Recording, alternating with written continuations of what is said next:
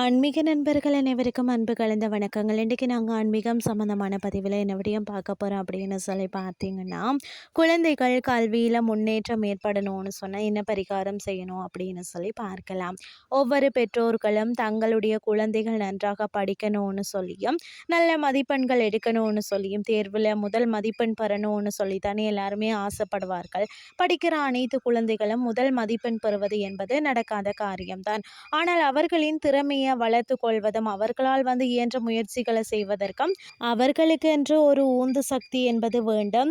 இந்த ஊந்து சக்தியை தருவதற்கும் அவர்கள் தங்களுடைய படிப்பில் மேலும் மேலும் முன்னேறி கொண்டு செல்வதற்கும் விநாயக பெருமானை எப்படி வழிபாடு செய்யணும் அப்படின்னு சொல்லி நாம் இன்றைக்கு பார்க்கலாம். அதாவது அனைத்து தெய்வங்களுக்கு முதன்மையானவராக திகழக்கூடியவர் தான் விநாயக பெருமான்.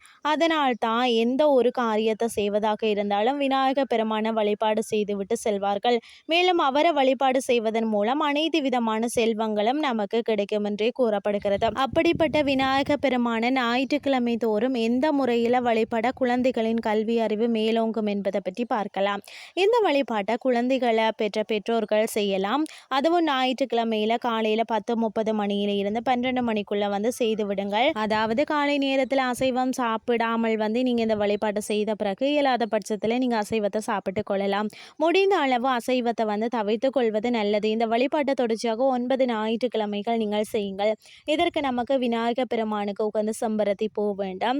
27 செம்பருத்தி பூவை நீங்கள் பறித்து அதை மாலையாக கட்டிவிட்டு நீங்கள் பூஜை அறையில் இருக்கக்கூடிய விநாயக பெருமாளுக்கு அந்த நேரத்தில் சாற்றி 2 நெய் தீபங்களையும் ஏற்றி வைத்து குழந்தைகளின் கல்வியில் நல்ல முன்னேற்றம் உண்டாகணும் அப்படின்னு சொல்லி சிறப்பாக படிக்கணும்னு சொல்லியும் முழு மனதோடு வேண்டிக் கொள்ளுங்கள்.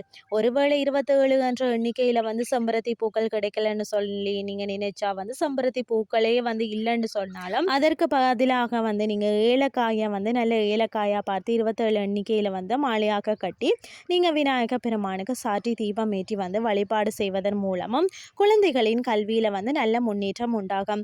பலவிதமான வேண்டுதல்கள் நிறைவேறுவதற்காக விநாயக பெருமான பலவிதமான முறையில வழிபாடு செய்வோம் இல்லையா? முழு மனதோடு ஞாயிற்றுக்கிழமை அன்று இப்படி நீங்க வழிபாடு செய்ய உங்களுடைய குழந்தைகளின் எதிர்காலம் சிறப்பாக அமையும் என்ற தகவலையும் கூறிக்கொள்கிறேன்.